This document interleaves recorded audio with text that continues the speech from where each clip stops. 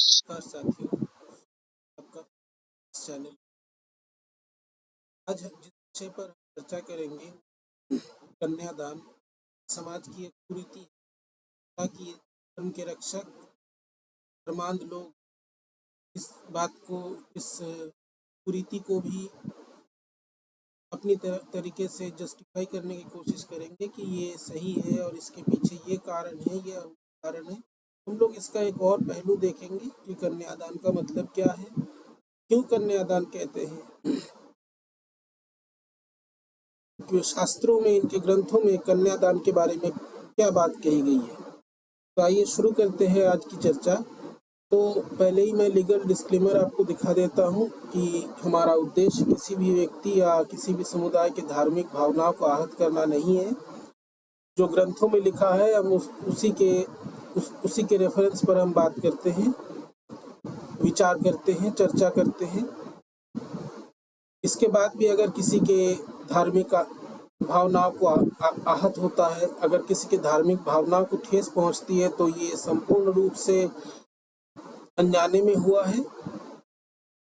यहाँ पे हम संविधान के अनुसार समाज में फैले कुरीति, कुसंस्कार, पाखंड को मिटाने की कोशिश कर रहे हैं, साइंटिफिक टेम्परामेंट को बढ़ाने की कोशिश कर रहे हैं।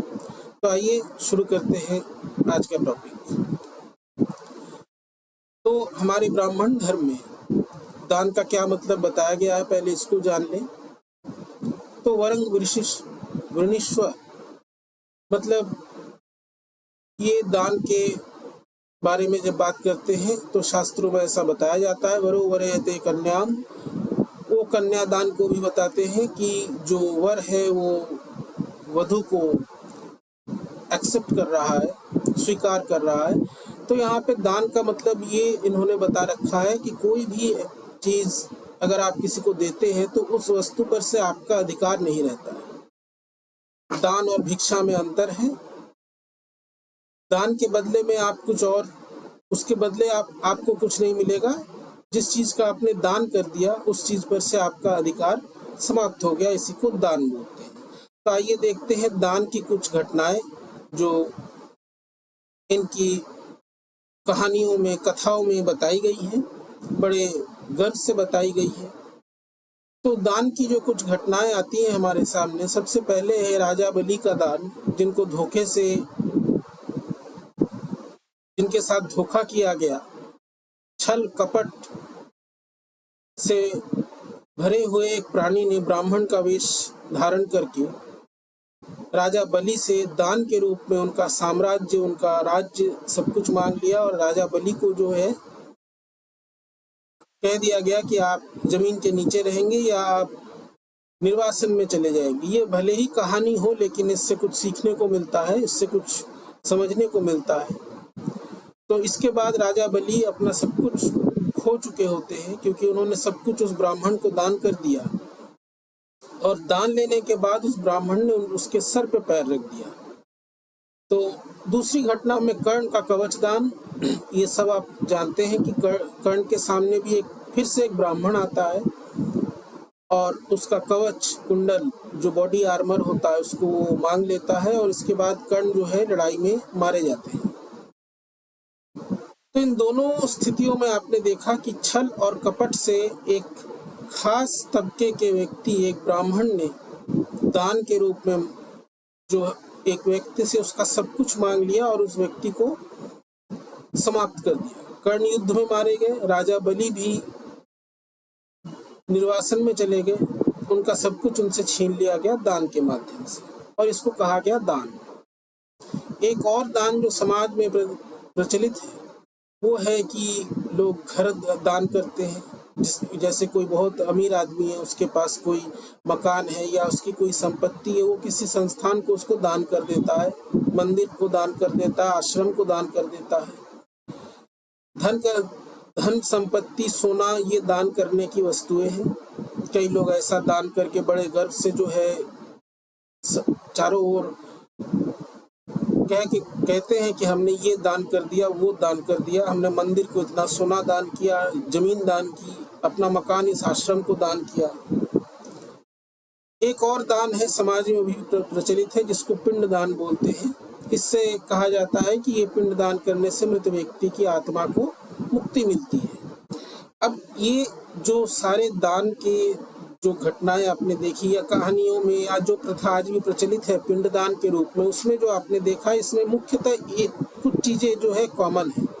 पहला ये है कि दान लेने वाला व्यक्ति हमेशा ब्राह्मण होता है, उसके अलावा कोई और दान नहीं ले सकता। लोग दरिद्र को दान देते हैं, गरीबों को दान देते हैं, लेकिन ज्यादातर समय हम देखते हैं ब्राह्मण जो है वो दान लेने वाला होता है।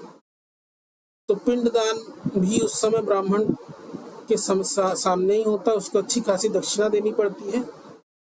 अब मरे हुए व्यक्ति को तो आप कुछ दे नहीं सकते, तो उस ब्राह्मण को जो है काफी सारा दान देना पड़ता है, दक्षिणा देना पड़ता है। एक प्रजाति होती है ब्राह्मणों में, जो जब किसी घर में मृत्यु होती है तो वो ब्राह्मण आता है और वो जो है काफी सारा दान लेके जाता है। भले ही उसकी समाज में जो स्थिति है बहुत अच्छी नहीं है, उसको बहुत अच्छे नजर से लोग नहीं देखते, लेकिन वो भी ब्राह्मण होता है और दान लेता है। तो यहाँ पर जो मतलब इनके हिसाब से निकलता है तो वो ये है कि किसी भी वस्तु से अपना अधिकार त्याग देना। और जिस समय ये दान की प्रथा बनी उस समय दान लेना सिर्फ ब्राह्मण का अधिकार था, अलग अलग रूप में दान लेता था।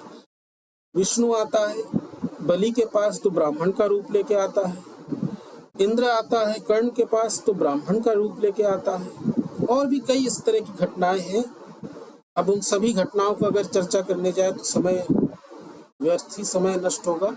हम लोग मुद्दे पे आते हैं। तो यहाँ पर दान का मतलब है किसी वस्तु को आपने किसी को दे दिया और उसके ऊपर से अपना अधिकार त्याग दिया। अब सवाल ये है कि कन्या दान क्यों कहते हैं? क्यों हम लोग, जब एक पिता अपनी बेटी की शादी करता है, भाई अपनी बहन की शादी करता है, चाचा अपनी भतीजी की शादी करता है, तो उस समय सारे रिश्ते समाप्त हो जाते हैं और उस समय एक बात आती है, तब वो लड़की जो है वो कन्या हो जाती है। बेटी, बहन, भतीजी, भांजी ऐसा कुछ नहीं रहता है। आपने क्या कभी सुना है कि किसी ने पुत्र दान किया? अगर सुना होगा तो कमेंट सेक्शन में जरूर बताएं। तो नारी की जो स्थिति है इस धर्म में, ये हमने पिछले वीडियो में भी चर्चा की है इस बात की। वही पराशर स्मृति जो कि इनके जो इस समाज का नियम था एक समय, और शायद दुर्भाग्य से ऐसा ना हो कि आने वाले समय में संविधान हटके ऐसी चीजों से समाज चले, कि यहाँ पर साफ बताया गया है कि संतान की उत्पत्ति के लिए स्त्रियों की सृष्टि हुई है। तो स्त्री जो है वो क्षेत्र है, जमीन का टुकड़ा है। जमीन भी लोग दान देते हैं, माने वो उसको एक वस्तु कहा गया है। यहाँ पे पुरुष को बहुत खुश होने की बात नहीं है। पुरुष को भी जो है बहुत अच्छे स्थान पे नहीं रखा गया है। कहा गया है कि जो वीर्यहीन पुरुष हो, मतलब पुरुष का इनके हिसाब से मतलब है वो जो वीर्य सप्लाई करता है संतान उत्पत्ति के लिए, उसी को पुरुष कहते हैं। यहाँ पर स्त्रियों को जमीन से तुलना की गई है। जमीन एक दान योग्य वस्तु है। तो नारी को इन्होंने जो है सीधा सीधा कहा है कि ये एक वस्तु के समान है। तो यहाँ से हमें अपने सवाल का उत्तर को थोड़ा सा मिलता है कि कन्या को दान किस लिए कहते हैं, क्योंकि कन्या को जमीन की तरह एक वस्तु की तरह माना गया और वस्तु का दान किया जाता है। वो दान जो लेता है वो उसको अपने भोग के लिए या अपने व्यवहार के लिए उसको काम में लाता है। वहीं पर समाज के जो धर्म के दल्ले हैं, जो धर्म के दलाल हैं, उन्होंने बेटी को पराया धन कहा है। और बड़े गर्व से लोग आज भी कहते हैं कि बेटी तो पराया धन होती है। उत्तर भारत में सुनने को मिलता है। आप ध्यान रखें इस आगे से इस बात को, जब अगर आप कहें धन, ये जब किसी व्यक्ति को आप देते हैं, दान करते हैं, तो वो व्यक्ति उस धन का भोग करता है, उसको अपने हिसाब से उसको यूज करता है। तो अगर आप कह रहे हैं कि बेटी पराया धन है, तो इसका मतलब ये है कि आप नारी जाति का अपमान कर रहे हैं, उसको किसी के भोग का वस्तु, उसको किसी के यूज का वस्तु, यूजेबल ऑब्जेक्ट बोल रहे हैं। तो इस शब्द का इस्तेमाल करने से पहले सोचें, धर्म के ठेकेदारों से पूछें कि उन्होंने ऐसा क्यों कहा है, कन्यादान या पराया धन क्यों कहा है। चलिए इसके आगे बढ़ते हैं।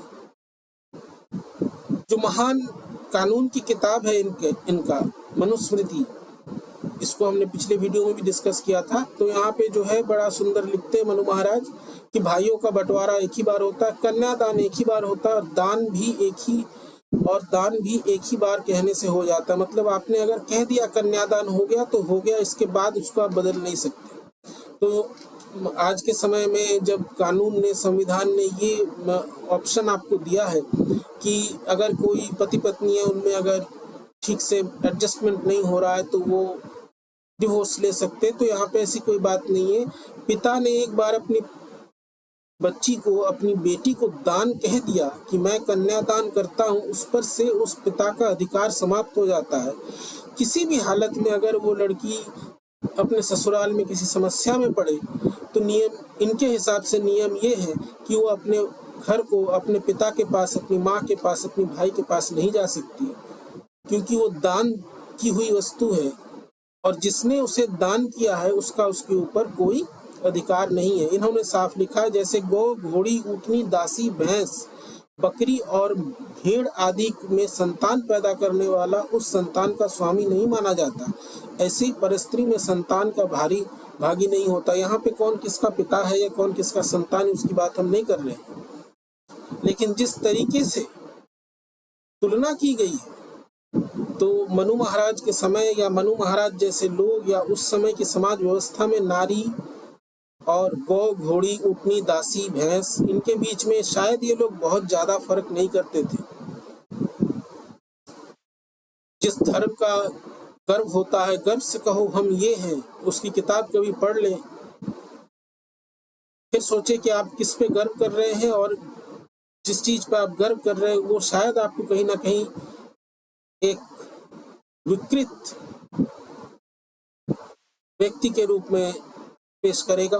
जिस चीज पे आप गर्व कर रहे हैं उसके बाद जब अपनी बेटी से आंख मिलाते हैं या अपने घर में किसी लड़की से आंख मिलाते हैं तो आपको कैसा लगता है, जिस धर्म ने आपके बेटी के बारे में कुछ ऐसा कहा है, जरा सोचिए।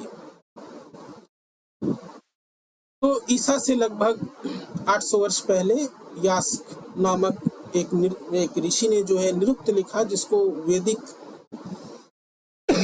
साहित्य में काफी ऊपर रखा गया है।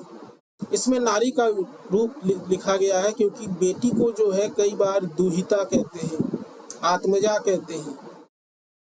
बेटी को दुहिता इसलिए कहा जाता है कि दुर्हिता, उसको बुरा करने वाली कहा गया है। दुरोहिता वो दोग्धा है, माता पिता का धन चूसने वाली।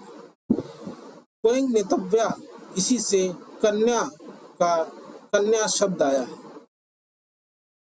तो आप जब भी कहते हैं कि गर्व से कहो हम ये हैं, मैंने जिस धर्म से है आप, जरा इन बातों को ध्यान में रखिएगा और गर्व, अपने धर्म के प्रति गर्व करते हुए अपनी घर में किसी, अपनी बेटी, अपनी बहन, अपनी भांजी, अपनी भतीजी किसी की ओर देखिएगा और ध्यान रखिएगा कि आपके धर्म के एक महान पुस्तक में आपकी बेटी को दुहिता कहा गया है, बुरा करने वाली कहा गया है, माता पिता के धन को चूसने वाली कहा गया है। आपके धर्म के खिलाफ भड़काने का उद्देश्य चैनल का नहीं है, लेकिन जब आप बहुत ज्यादा धार्मिक हो जाते हैं, जब धर्म को आप मापदंड बना लेते हैं, धर्म को आप सबसे ऊपर रखते हैं, तो थोड़ा सोच लीजिएगा कि आपकी बेटी, आपकी भांजी, आपकी बहन के बारे में आपके धर्म ने क्या कहा है। इसी से जो है दुहिता शब्द आया है। आज भी जैसे बंगाल की तरफ आते हैं तो एक टर्म यूज किया जाता है, कन्या दायग्रस्त पिता, कन्या दायग्रस्त पिता, मतलब जिसके ऊपर एक बोझ है लड़की का, उसकी शादी करनी है। तो इन्होंने जो है लड़की को दुरोहिता कहा, इन्होंने बोझ कहा, इन्होंने पराया धन कहा, दान योग्य वस्तु कहा। इसके बाद भी ये नहीं रुके और क्या क्या कहा, देखिए, फिर विचार कीजिए। विचार आप पर है, हम बस चर्चा कर रहे हैं आपसे। मनु पराशर स्मृति में ही कहा गया है कि नारी इक्वल टू वस्तु। अब कैसे? तो पढ़िए जो दूसरा श्लोक है। पहला श्लोक है, दूध देने वाली गाय का 3 दिन, गाड़ी खींचने वाले अथवा सवारी के काम आने वाले अश्व, वृषभ, ऊंट और गज आदि पशुओं का 5 दिन तथा मणिमुक्ता एवं मूंगा आदि बहुमूल्य रत्नों का परीक्षण 7 दिन चलता है। त्रयाहोद्भोग्यांग परीक्षते पंचाद्वाहमेव तु मणिमुक्ता प्रवरानं सप्ताहं स्यात् परीक्षणम। आप कोई चीज जब खरीद के लाते हैं, और यहाँ पे जो है ये श्री गुरु प्रसाद शर्मा ने यहाँ पर ट्रायल बेसिस पर लिखा भी है। ट्रायल बेसिस पर आप कपड़े खरीदते हैं तो ट्रायल रूम में जाके चेक करते हैं भाई फिट आ रहा है कि नहीं। तो यहाँ पर उसी तरह से ऊंट, गधा, वृषभ, अश्व और चीजें जो बहुमूल्य रत्न, ऐसी चीजों को खरीदने के बाद आप उसका ट्रायल लेते हैं कि भाई ये ठीक चल रहा है कि नहीं। पहले के समय में ये सब जरूरी चीजें थी। आप कोई घोड़ा खरीद के लाए कहीं से, काफी पैसा देके, वो घोड़ा ठीक ठाक काम करता है कि नहीं, वो ताकतवर है कि नहीं, आप टेस्ट करते हैं। उसी प्रकार से महिलाओं को भी टेस्ट करने का विधान दिया है पराशर मुनि ने, जिसको गुरु प्रसाद शर्मा जी ने ट्रायल बेसिस पे लिखा भी है। इन दिनों की जांच परख के परिणाम के आधार पर पसंद आने पर दाम चुकाना चाहिए और ना पसंद आने पर लौटा देना चाहिए। पिछले स्लाइड में हमने देखा कि वहां पे कहा गया है कि एक पिता जब कन्या दान कर चुका होता है, पिता का उसके ऊपर अधिकार नहीं रहता। अब ससुराल वाले जब उस महिला को जांच करते हैं कि हमारे लिए उपयोगी है कि नहीं, ना उपयोगी हो तो लौटा देना चाहिए। ना अब वो लौट के जाएगी कहाँ? पिता का विधान तो ये है कि भाई वो जो है वो वापस नहीं ले सकता, उसने दान दे दिया, अब वो जाएगी कहाँ? कहाँ इशारा करता है, ये जरा सोच के बताइएगा। हम लोग आगे अगले वीडियो में इसको डिस्कस करेंगे। द्विपदामधर्तमास स्यात् पुसांग तद्विघ्नं स्त्रिया दशाः सर्वबीजजानो एकाहो लोहवाससाम। दासों का परीक्षण काल 15 दिन, स्त्रियों का परीक्षण काल 1 मास, सभी प्रकार के बीजों का परीक्षण काल 1 दिन और लोहे तथा वस्त्रों का परीक्षण काल 1 दिन होता है। तो यहाँ पर महिला, अगर कोई नारी आती है, अगर कोई शादी करके कोई लड़की किसी के घर जाती थी, तो उस लड़की का भी परीक्षण उसी तरह से होता था जैसे इन वस्तुओं का होता है। स्त्रियों का परीक्षण काल 1 मास तक जो है उन्हें टेस्ट किया जाता था। यहाँ पे मैं नहीं कह रहा हूँ, चैनल नहीं कह रहा, यहाँ पे गुरु प्रसाद शर्मा जी कह रहे हैं, ट्रायल बेस पर ट्रायल किया जाता था उनका कि ये उपयोगी है कि नहीं है।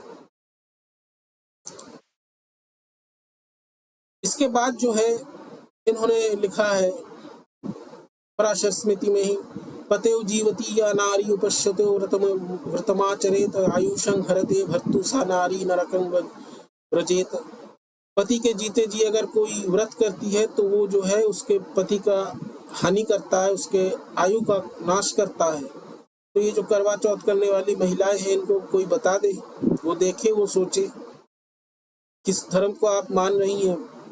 जो बहनें हैं, जो स्त्री अपने पति से, मतलब अगर वो व्रत भी रखना चाहती है तो अपने पति से पूछेगी कि मैं आपके लिए व्रत रखूं या ना रखूं, बिना पूछे अगर करे तो वो राक्षसों को जाता है या वो पाप होता है। और यहाँ जो है महिलाएं भर भर के करवा चौथ का व्रत रखती है बिना खाए पिए। नारी जो है वो वस्तु है, इसका प्रमाण आगे भी मिलता है, जहाँ पर राजा भारमल ने अपना साम्राज्य बचाने के लिए अपनी बेटी को, खैर इन्होंने दान नहीं दिया, इन्होंने शादी की किससे, महान मुगल सम्राट अकबर से, ताकि राजपूताना मुगल फौज से बच सके।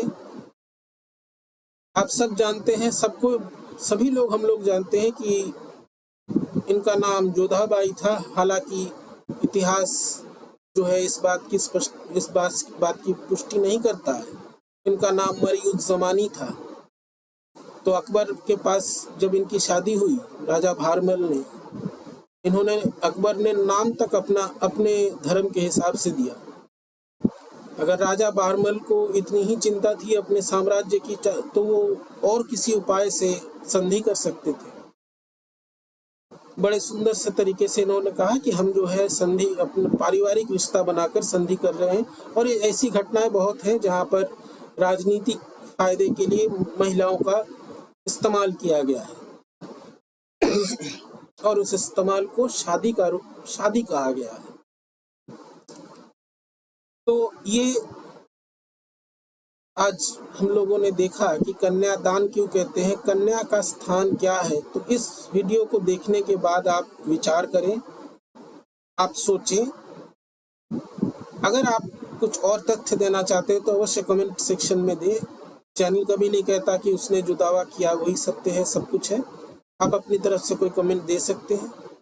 और अगर आपको लगता है कि जो बातें यहाँ पर शास्त्रों से दिखाई गई है वो सही है, तो अपनी बेटी, बहन, भांजी, भतीजी या किसी भी बच्ची की शादी जब हो, आपके घर में किसी भी बच्ची की शादी हो, कन्यादान और बेटी पराया धन ऐसे शब्दों का उपयोग करने से पहले एक बार सोचिए कि आप क्या कह रहे हैं, किसको कह रहे हैं। तो अगर आपको ये वीडियो अच्छा लगा तो जरूर से लाइक, शेयर और सब्सक्राइब करें। इससे हमें उत्साह मिलता है कि हम और आगे काम करते जाएं। और अगर आपके पास कोई अपना तथ्य है तो अवश्य कमेंट सेक्शन में बताएं। नमस्कार। हम लोग अब इसके बाद हम लोग दूसरे वीडियो में मिलेंगे, एक और टॉपिक पे चर्चा हो।